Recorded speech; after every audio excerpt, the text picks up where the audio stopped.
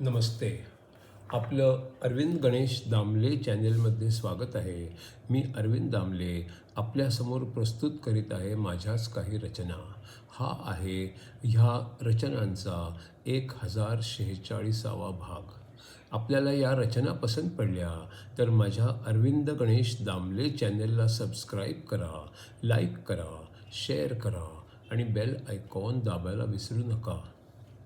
तर माझी पहिली जी रचना आहे ती अशी: अगर किसी स्पर्धा में जीतने के लिए आप अपनी खुशी या स्वास्थ्य खो बैठते हो तो वो जीत नहीं है, वास्तविक तो वो हार ही है.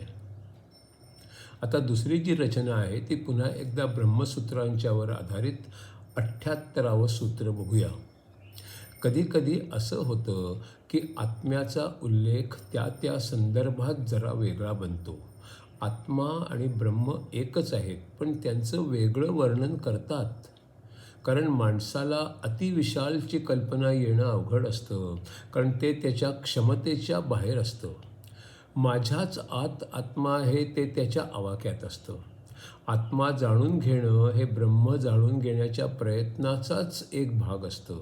संप्रसादामध्ये शरीर आणि इंद्रिय, स्वप्न आणि जागेपण यांचा पिंजरा अभिप्रेत आहे आणि त्यातूनच तर माणसाला बाहेर पडायचं आहे, अलिप्तपणा आणायचा आहे. या पिंजऱ्यामधून जर बाहेर पडलं तरच ज्ञान होतं आणि यातूनच स्वातंत्र्य येतं. आता तिसऱ्या विभागातील 21वं आणि एकूणातलं 79वं सूत्र असं: छोटेपणा आणि मोठेपणाबद्दल जर काही शंका असेल तर त्याबद्दल सांगितलेलंच आहे. ब्रह्म इतक्या छोट्या जागेत कसं मावेल अशी शंका अनेकांना येते आणि त्यात मावतं म्हणजे तो आत्माच असणार आणि मग ब्रह्म आणि आत्मा वेगळे झाले. पण उपनिषदांमध्येच सांगितलं आहे की जी जागा हृदयाच्या आत आहे तीच जागा हृदयाच्या बाहेरही आहे आणि दोन्ही तेवढ्याच मोठ्या आहेत. आता तिसऱ्या विभागातील पुढचं 80वं सूत्र: मुंडक उपनिषदात म्हटलं आहे की ज्या प्रकाशात सूर्य, चंद्र, तारे आणि वीज असं काहीच चमकत नाहीत आणि ज्या प्रकाशामध्ये हे सगळे असे वेगवेगळे चमकत असतात, तो प्रकाशच तर आत्मा असतो.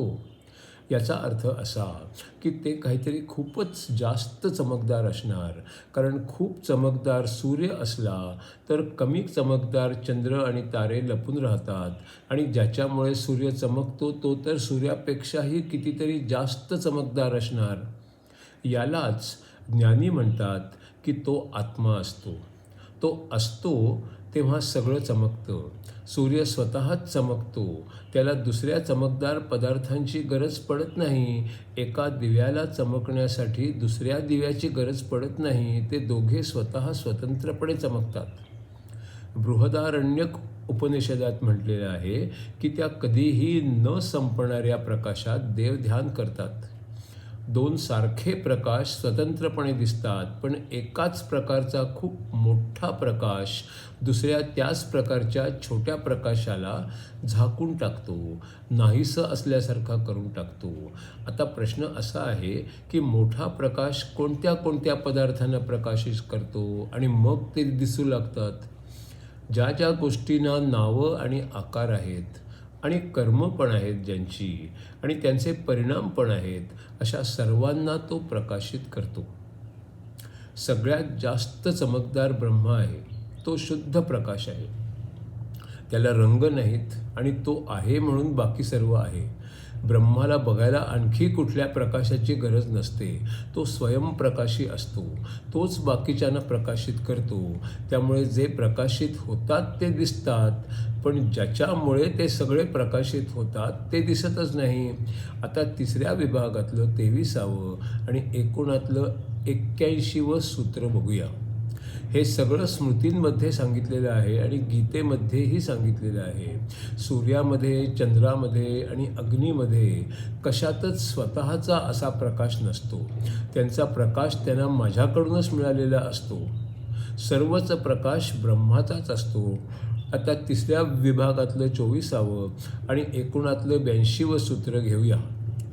शब्दातूनच व्यक्त होतोय की हे ब्रह्म आहे?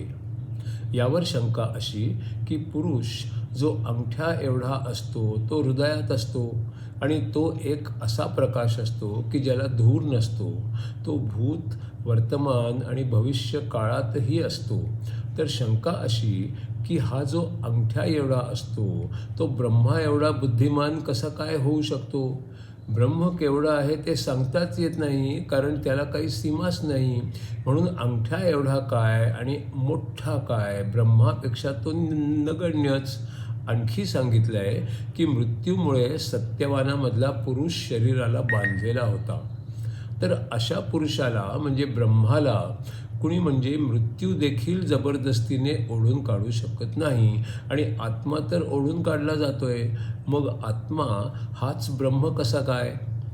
याला उत्तर असं की ब्रह्मच पुरुष होऊ शकतो आणि तोच अंगठ्या एवढा पण होऊ शकतो.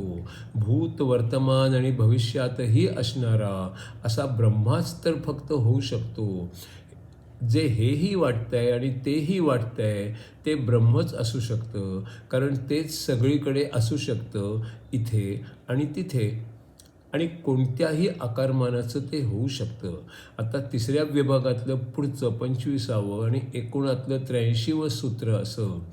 ग्रंथ हे माणसासाठी लिहिले गेले आहेत आणि माणसामध्ये ब्रह्म आहे म्हणजे तो त्याच्यापेक्षाही लहानच दाखवायला लागेल. म्हणून तो माणसाच्या अगदी जवळ हृदयाच्या आतला दाखवलेला आहे. शिवाय आत्मा माणसाच्या सगळ्याचा नियंत्रक आहे आणि रक्त पण शरीरात सगळीकडे जातं, सगळ्याच पेशींमध्ये जातं आणि सगळीच कामं रक्तामुळे होतात. म्हणून आत्मा हृदयात दाखवलेला आहे. याचे विरोधक म्हणतात की वेगवेगळ्या प्राण्यांमध्ये हृदय पण लहान असतं, कुणाचं मोठं असतं आणि मग आत्मा सगळ्यांमध्येच कसा काय मावेल? उपनिषदांमध्ये माणसाबद्दलच सांगितलेलं आहे. मुंगी, झुरळ आणि हत्ती अशा अनेक आकारांच्या प्राण्यांच्याबद्दल नाही. माणसाचं हृदय धरूनच अंगठा सांगितलेला आहे. अंगठ्याचा आकार हे पण एक प्रतीकच आहे, कारण माणसात अंगठा देखील लहान मोठा होऊ शकतो. उपनिषदांमध्ये कधी आत्मा धरून सांगितलं आहे आणि कधी कधी ब्रह्म धरून सांगितलेलं आहे. ते दोन्ही न बदलणारे आणि अमर असेच दाखवलेले आहेत.